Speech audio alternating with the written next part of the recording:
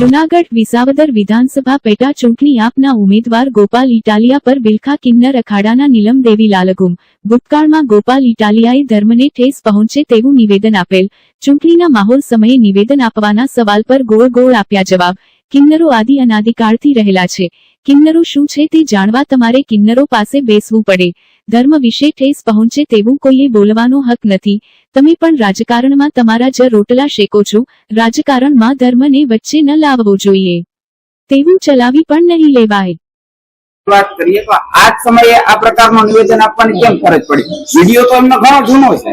આ સમયે નિવેદન આપવાની ફરજ એ પડી કે અમે જે બિલખાની અંદર, વિસાવદરની અંદર અને ભેસાણની અંદર અમારે બિલખાની અંદર આદિ અનાદિથી કિન્નર અખાડો આવેલો છે।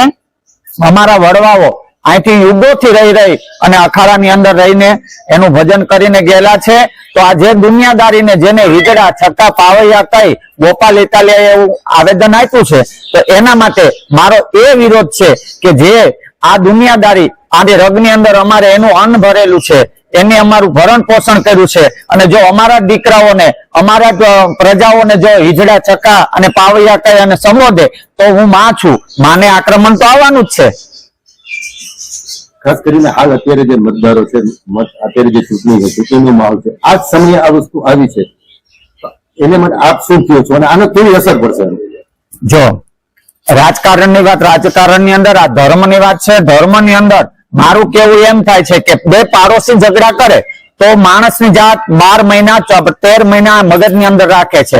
તો ગોપાલ ઇટાલિયા આ શબ્દ ધર્મ વિશે બોલ્યા કે હજી પાછું કહું છું કે અમે તો કિન્નર છીએ, અમને તો ખૂબ આનંદ આવે છે, ખૂબ આનંદ આવે છે। કિન્નરો તો આદિ અનાદિથી ગાંધર્વ કિન્નરો ચારણો આ સૃષ્ટિનું સર્જન છું ને ત્યારથી કિન્નરો છે, અને કિન્નરો શું છે એ જાણવા માટે તો તમારે કિન્નરો પાસે આવી અને બેસવું પડે, ત્યાં તમને ખબર પડે કિન્નરો શું છે। આ અભર્ધવાણી હિજડાઓ, છક્કાઓ, પાવૈયાઓ આવું કહી અને અમારા યજમાનોને આવું કહે છે અને કહે છે કે દીકરીઓ જે ભજન સત્સંગમાં નાચતી હોય એને નાચવા વાળી કહે છે। તો નવલા નોરતાની અંદર આપણા ભારતની અંદર તમામ દીકરીઓમાં જોગણીઓનો અવતાર લઈ અને ગરબા રમે છે, તો શું એને તમે ડિસ્કો કહેશો? હાલો કયો, એને તમે ડિસ્કો કહેવામાં આવે?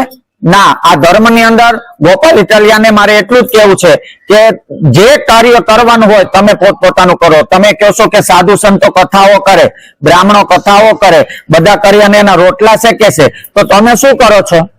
તમે આ રોટલા જ શેકો છો ને, તમે તમારા રોટલા શેકો છો, તમે તમારા રોટલા શેકો ને, ભાઈ અમે તમને ક્યાં કહીએ છીએ? બાકી ધર્મ વિશે આપણે હિન્દુ ધર્મની અંદર કોઈને કાંઈ કોઈને ઠેસ પહોંચાડવાનો હક છે નહીં।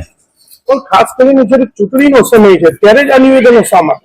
ચૂંટણીનો સમય છે નિવેદનો માટે, એ માટે નિવેદનો આપું છું કે એ જયારે બોલ્યા છે, હાલો જ્યાં બોલ્યા, પણ અત્યારે મારું કહેવાનો ભાવાર્થ એ થાય છે કે મારા બિલખાની અંદર, મારા વિસાવદરની અંદર, મારા ભેસાણની અંદર જે યજમાનોએ અમને આદિ અનાદિથી કિન્નરોને આદિ અનાદિથી અમને નભાવ્યા છે, અમને અન્નદાન આપ્યું છે, અમને દાન આપ્યું છે, તો આજ એ શબ્દ એને લાગુ પડે છે કે આ હિજડાઓ, છક્કા, પાવૈયા કે છે, તો આવ્યા તો અમારા મલકની અંદર ને।